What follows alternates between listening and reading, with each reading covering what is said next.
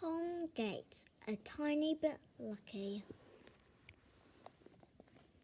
Back at home, this invitation arrived when I was in the front room doing my homework. While I was thinking about doing my homework, welcome tea party. Hello, we're your new neighbour, Rick, Sarah, and our daughter June and Roger the cow. We're having a tea party. You're all invited to come. We'd love to meet as many new friendly faces as possible from 4 p.m. until 6:30 p.m. I heard something being shoved through the letterbox, so I went to see what it was. I took the envelope and ran back into the front room so I could sneak a look out of the window and see who's posted it. I got a shock when I saw June staring back at me, so I hid on the floor until she left. I looked at the envelope and thought it might be a letter complaining about me playing Dune 3 too loudly again. It was addressed to everyone at 24 Castle Road. Everyone equals me, so I'd open it. Boo.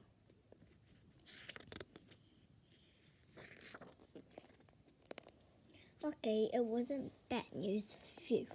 Just the tea party invitation. I put it on the fridge like Mum does to make things awful cool. When Mum saw it, she said, "That's nice, we can all get to know them a bit more." What really meant she could have a little snoop around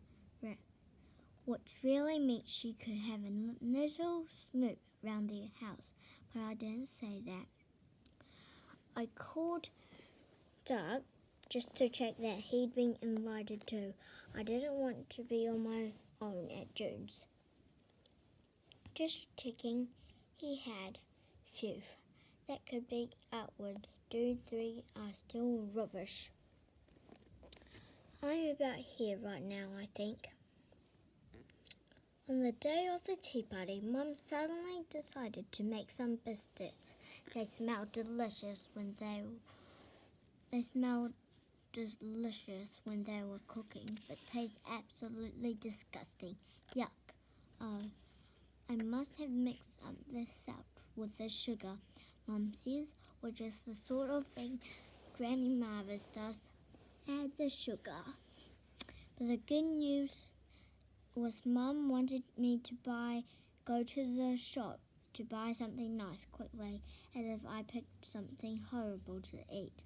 A large pack of Camel wafers would be nice, but the shopkeeper said they'd sold out.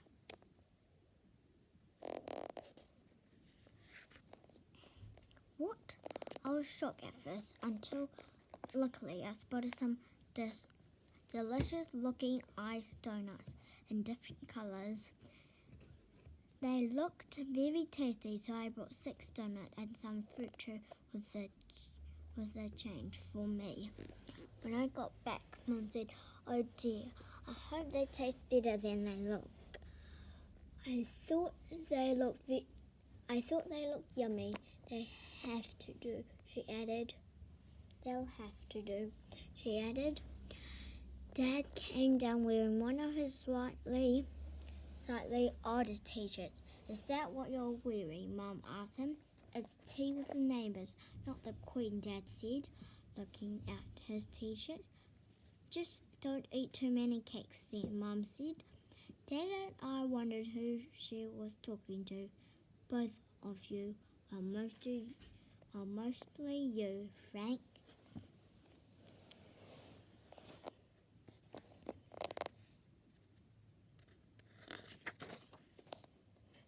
We are the first people to arrive at the neighbours' wood with Aquard.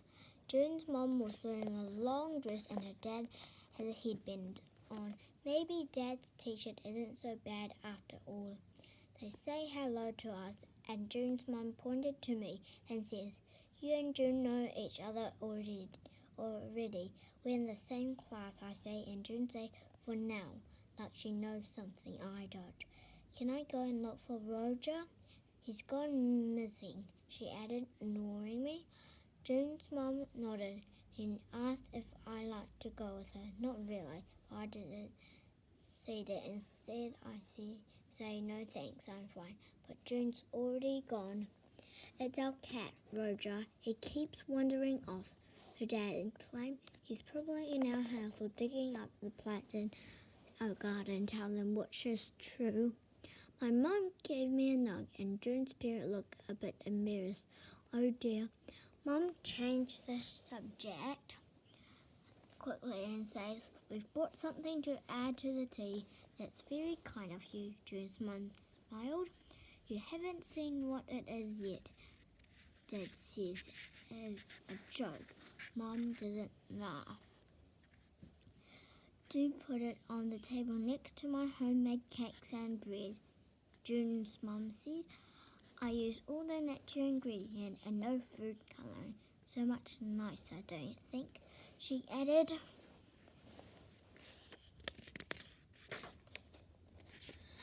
Mum's looking at the donut and I've just put it on a table. Yes, I suppose so, if you have the time. Green, pink, yellow, blue, red, orange, brown bread, brown buns, brown breadstick, brown biscuits, and Roger. When Decret arrived, we go and tuck into the tea before anyone else does, but we can't decide what to have first, so we take a bit out of a few different things first to see what's nice. This one's got bits in it, Duck said, putting it back. After a few more bites, we chose a donut each. While we're eating, I can hear my mum talking to June's parent about how much time I spend watching TV. Not as much as I'd like to. I stopped chewing so I can hear what they're saying better. June's mum says June doesn't watch TV because we don't have one. If for some reason, my mum says, if we get rid of our TV, I wouldn't miss it at all. Why is she saying that? Huh? With mouth full of donut, I say really loudly, I'd miss the TV. Don't get rid of the TV. Mum ignores me and carries on chewing like I haven't interrupted. Then she looks over and says, Tom really loves TV, but I only watch it occasionally.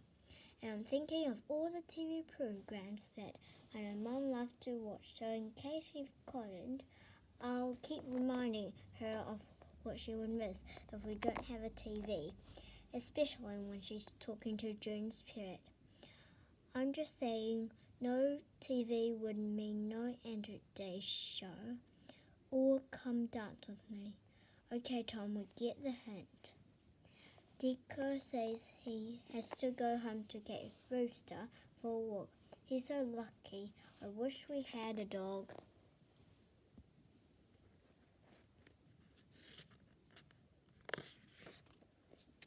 Now Dick left. I like to go home as well. Mum's still chatting, so I try and think of ways I can get Mum and Dad to go home. Alien had landed. I feel sick. Dahlia's having a party. I settled on telling Mum that I have lots of very important homework to do, so I better go, if that's okay. Okay, Tom. Dad says he'll come with me. I think he wants to leave as well. Let's go. On the way out, I noticed there's no one donut left. Seems a shame to leave it. It's not like I ate loads of other cakes or biscuits. Dad's just saying bye when June's mother suddenly rushes past me, saying, Shoo, shoo, get off the table, Roger. Looked like June Cat's back then. Maybe I won't have that donut after all.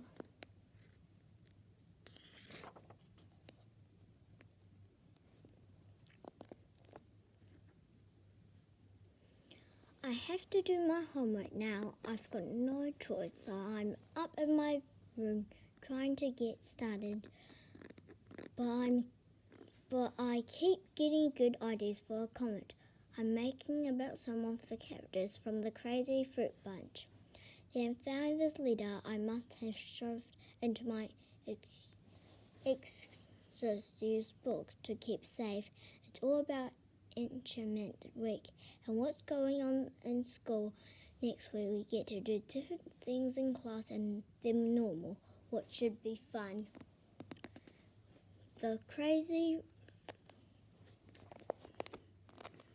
My comment.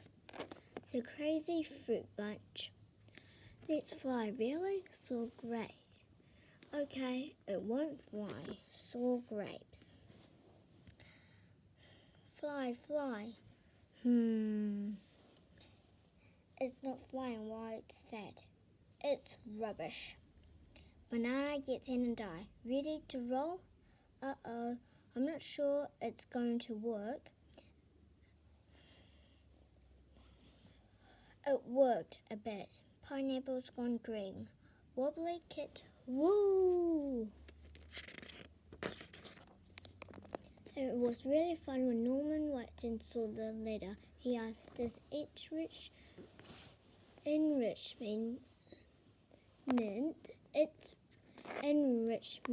week